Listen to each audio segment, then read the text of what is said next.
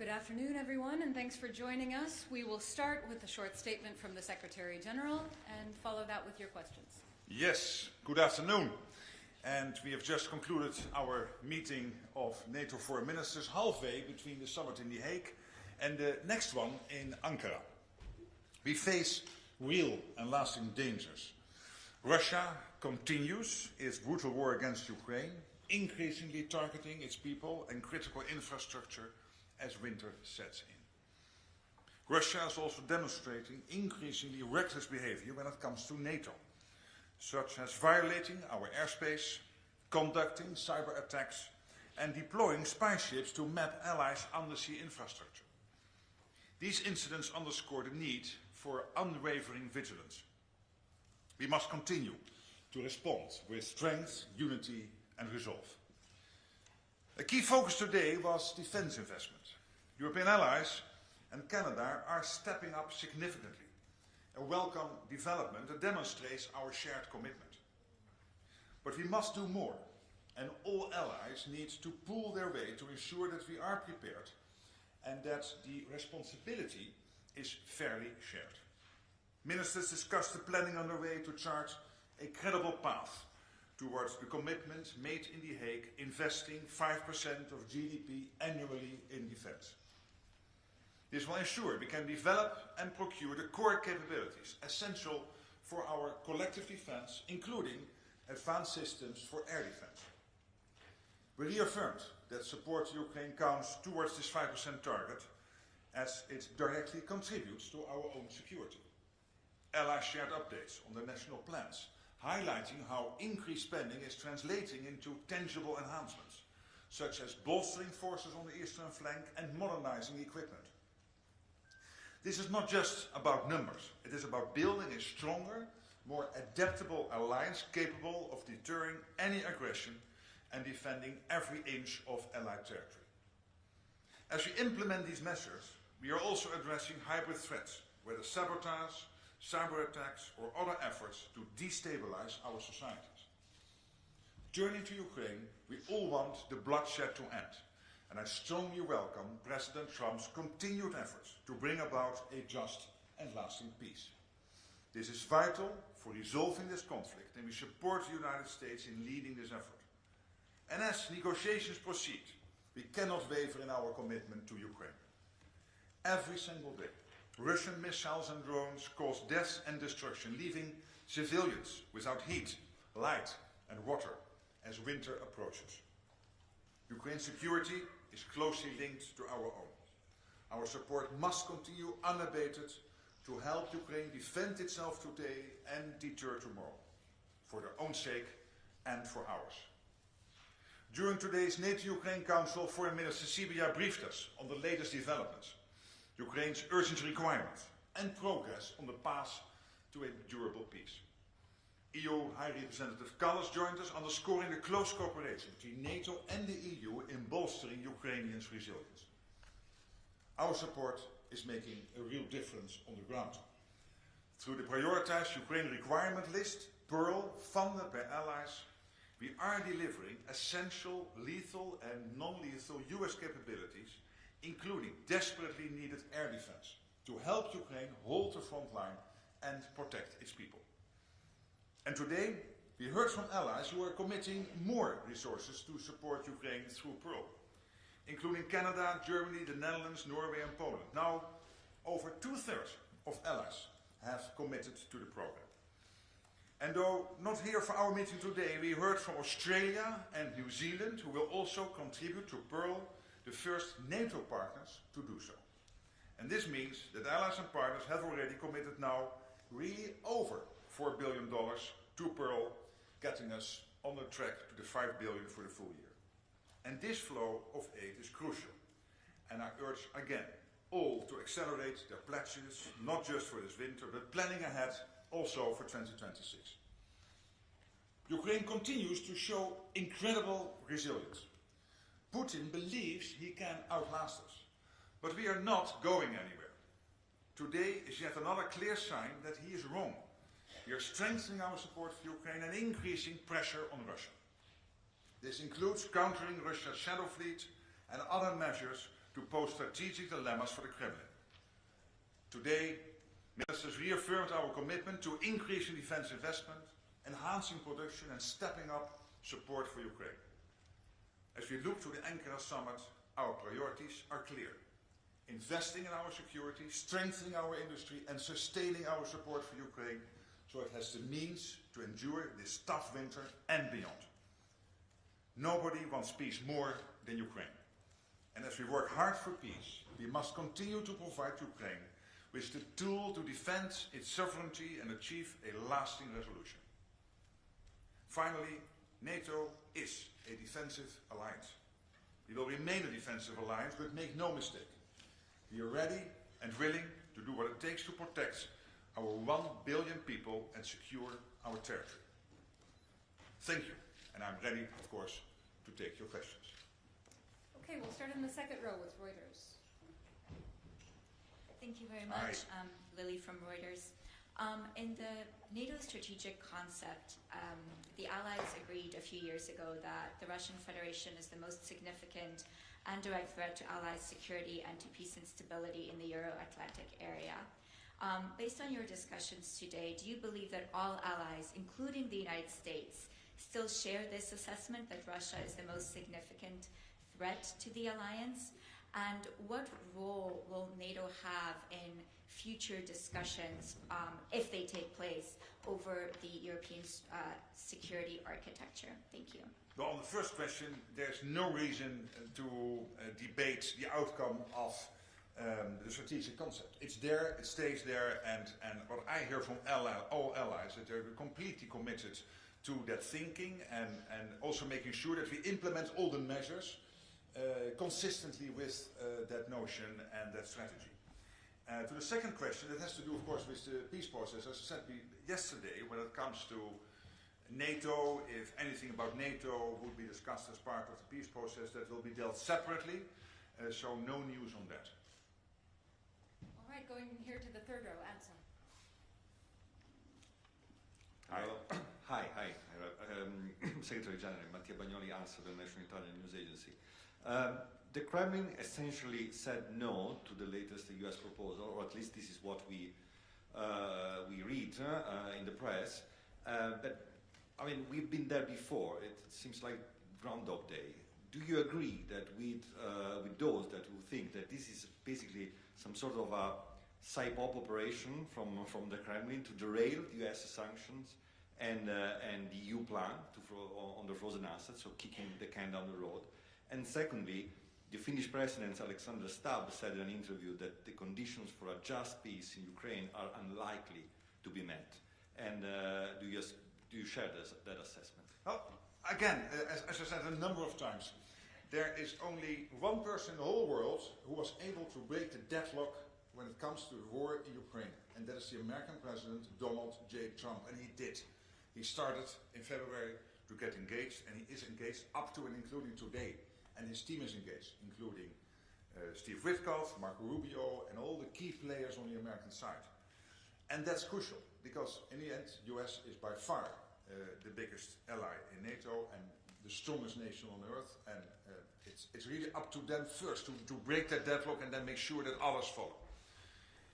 But getting this peace done, as also the American president has said, is not something in a straight line in one go. You need proposals on the table, you need to have discussions, and we have seen the meetings in Geneva, in Miami, now yesterday in Moscow. It will be a step-by-step approach.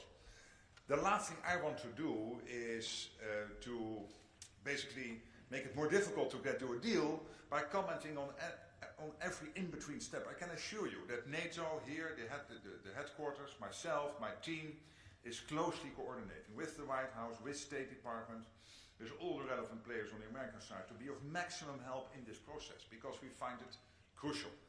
And we all agree that in the end what you need is a sovereign Ukraine which knows that we have in place the necessary so-called security guarantees by which Russia will, after a hopeful peace deal or a long-term ceasefire, will never again try to attack Ukraine, because then they know the reaction will be devastating. That's what we are aiming for. Okay, we'll come to the center here, the Finnish public broadcaster. Thank you. Cardoso Finnish YLE. How significant are the new pledges to Pearl in your opinion, and how do you respond to the criticism in some foremost northern member state regarding the burden sharing in general in terms of supporting Ukraine? And what's your message to the countries who have not yet made pledges to Pearl?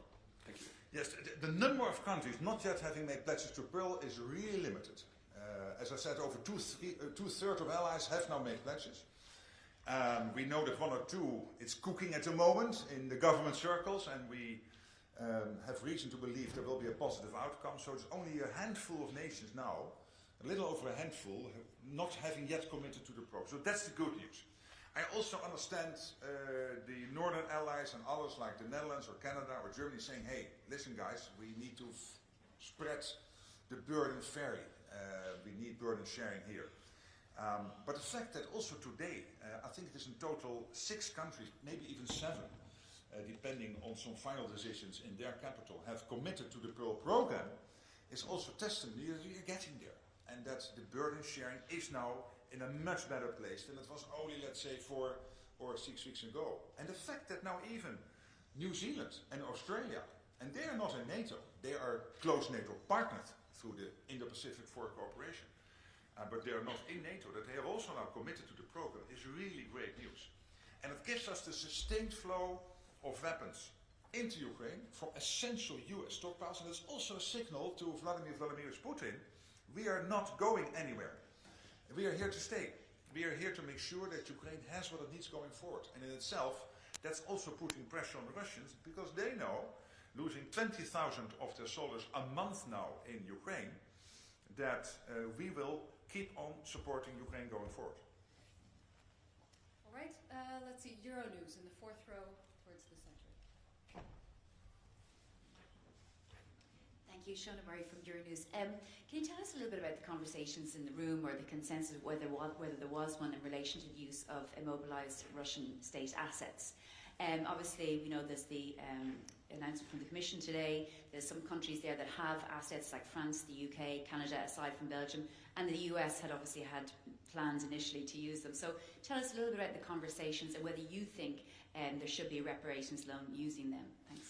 Well, this is clearly something which is primarily, of course, playing out at the level of the European Union, and the European Union in close conjunction with the UK, US and others. So this was, let's say, indirectly today on the table. Because when we look at Ukraine for next year, if the reparations loan slash defreezing the assets or making the assets mobilized, whatever the exact phrase is we are using, if that is not happening, then it is absolutely clear that we need to get the money in another way. And I felt the commitment in the room, first, to see how far we can get, but again, that's on the EU side of town. First of all, to get this done. And of course, NATO has no formal position. This is really an issue playing out in the EU, and I have the full confidence in the EU senior leadership, including Antonio Costa and Ursula von der Leyen, to steer that discussion. But there was also a clear understanding that if somehow this is not working out, Ukraine cannot be left alone. Then we have to make sure the money is still there, as we have done, by the way, over the last couple of years, because we have been able to get the money necessary for Ukraine also without the frozen assets. But let's see how far we get, because of course it would make things easier. Okay, coming over here to the 3rd row, 3rd seater. Sir. Thank you very much. Alex Caddier from TVP World. You mentioned hybrid threats. We've seen increasingly brazen attacks attributed to Russia, including the attack on the Polish railways, which put Polish lives at risk. What concrete steps is NATO taking to address, preempt, prevent these escalating attacks from happening again? Well, first of all, let me refer to what Radek Sikorski did, the Polish foreign minister. What he did is he directly linked the support of Poland to the Pearl program to what happened with this railway line. And he said, if this happens again, we will again do more. So Russia, you have to know, we will create these asymmetric reactions. We will not blow up railway lines in Russia, but we will make sure you feel if you do stuff like this. Because it is extremely reckless and totally unacceptable. And of course, The question, I think, still in this particular case is who is exactly behind it. I don't know, but that's up to Poland and our intelligence services to find out in more detail. But he made clear that whatever is behind it, know that we will, as Poland, do more and more and more on Pearl if this happens, and we will also do other stuff. And this is exactly our hybrid strategy, that be it intentional or not, whatever Russia is doing or Belarus is doing, look at the balloons with Lithuania, that we will react in a way of our own choosing, but they will feel it. Okay, we will go to the fourth row at HK.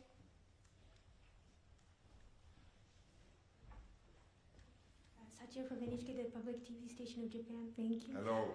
Thank you.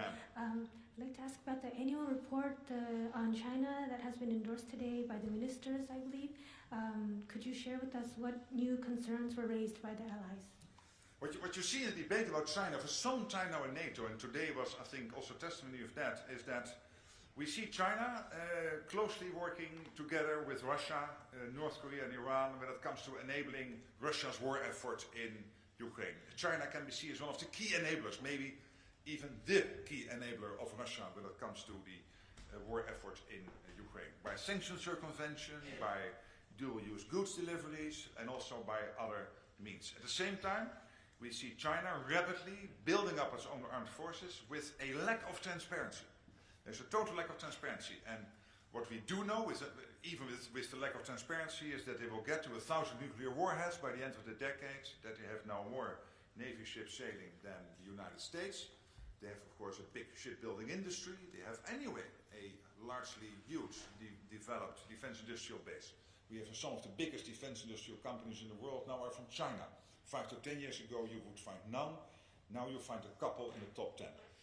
So this is all evidence that we cannot be naive. And we know they're thinking about Taiwan. And we also have the absolute conviction that if China would ever move against Taiwan, that first Xi Jinping will call Vladimir Putin and ask him to keep us busy in this part of the world. So these theaters, the Indo-Pacific and the Euro-Atlantic, are more and more interconnected. So this is the type of debate on which we build on today.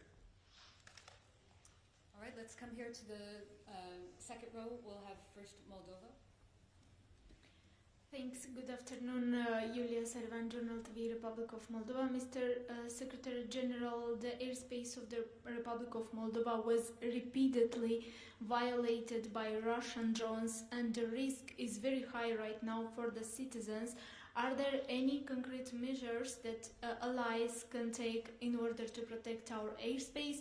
And the second question would be, recently Kaja Kallas stated that the withdrawal of the Russian troops from the Transnistrian region should be part of the discussion in the negotiations of peace. I wonder whether you share this opinion. Do you think this could be a threat for Ukraine in the future? And yeah, what do you think about this? Thanks. Yes, on the second question, that has again to do with the peace process which the US is currently leading. And as I said, we are closely coordinating with the United States and of course also with other NATO allies to make sure we are aligned to the maximum extent when it comes to the peace process, all very much basically commending the fact that the US is doing this and that the American president has taken that initiative and feels the responsibility as being the biggest nation on earth to get this terrible war to a conclusion. But again, I'm really reluctant to discuss all kinds of specific elements, because me doing that in an official press conference would add complexity to the peace talks. So you have to accept that I'm speaking a little bit blurred on this and not as open as I would like to do. On the first issue, when it comes to airspace violations in Moldova, I can assure you that NATO and Moldova, and also countries like Romania, who is of course very close to Moldova, are closely coordinating with Moldova on this situation. Of course, we're trying to be maximum helpful and also clearly signaling to the Russians that this is reckless and unacceptable. Okay, and just next to her in the second row, Anadolu. Hello, Turkish News Agency Anadolu, Melike Pala. While peace talks too and the war in Ukraine going on, we are also seeing that countries strengthen their military policies, such as extending service duration, considering mandatory conscription for all men, and also increasingly including women in mobilization plans. Some European countries have already revised actually their laws to include women in conscription or pre-mobilization training, and others are signaling similar intention. So I wonder, how do you see this trend? Does it reflect preparation to secure long-term peace in Europe, or a response to potential future conflicts? Thank you. Well, when it comes to making sure that our militaries are to the max prepared for the situation at hand, and we know at the moment that Russia is spending about 40% of its state budget on defense, about $200 billion a year, and their purchasing power is that $200 billion is higher than we in Europe because of a different construction of our economies. They spend about 10% of their GDP now on defense. So given that fact and the rapid build-up of the Russian armed forces means that we have to react, and that is the 5% defense pledge, including 3.5% spent on core defense, and that has to do, of course, with men and women in uniform, but also with making sure that the defense industrial base can deliver the output necessary, like your defense industrial base in Turkey. There are over 3,000 companies, part of that defense industrial base, delivers the output to make sure that we can deter and defend. But then it is up to each nation to decide, how do we get enough men and women in uniform? So you will have some nations with conscription, you will have some nations with models which are discussing conscription or make it more voluntary, like for example the recent decisions in Germany. Germany, I understand, there is a constraint by the constitution to also make that offer to the women, young women in Germany. We see in Norway that in the meantime now 1 in 3 men and women in uniform in Norway are women.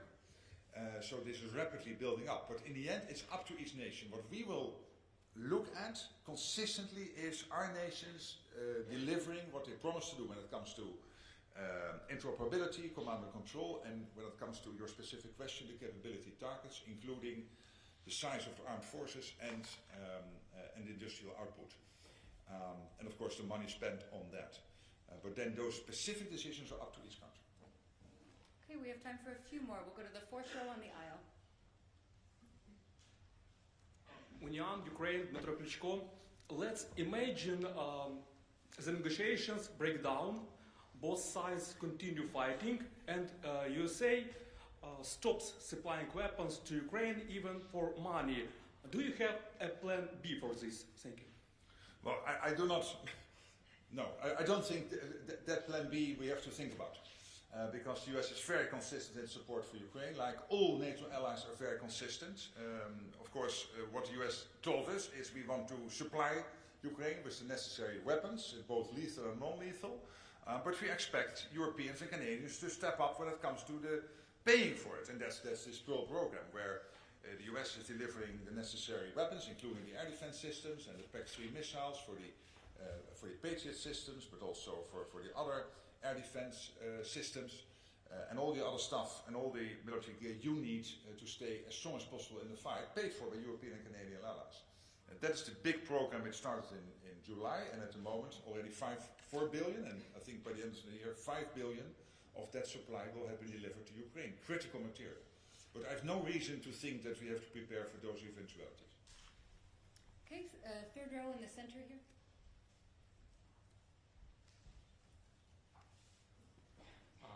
Kalinin, the insider, Russian media in exile.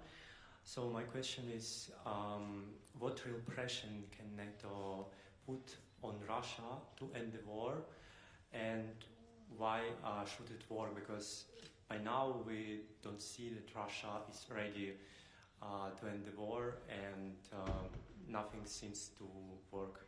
Well, there is a peace process ongoing, and let's do the max to make that into a success. But if it is not successful, and what we have done consistently over the last 3-4 years, there's a couple of things. First of all, making sure Ukraine has the weapons it needs to fight the war. And the Pearl Initiative, starting in July and now having delivered at the end of this year at least over 4 billion, but I'm again, confident we will get to the 5 billion for the full year, and then, of course, continuing the program next year of key US supplies to Ukraine is also putting pressure on Russia, because it shows that we are serious.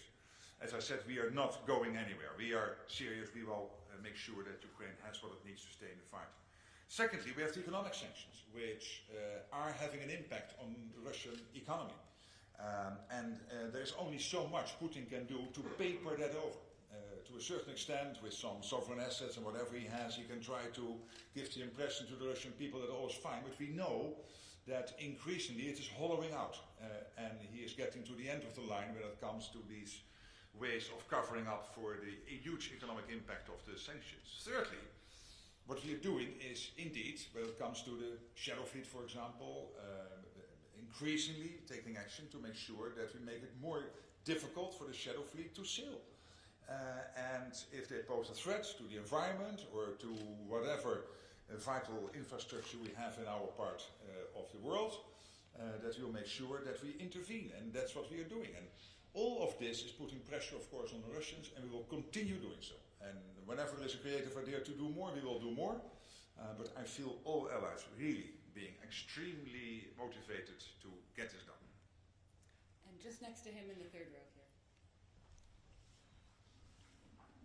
Hi, Alexei Minchanek, Belarusian independent media outlet Zerkalo.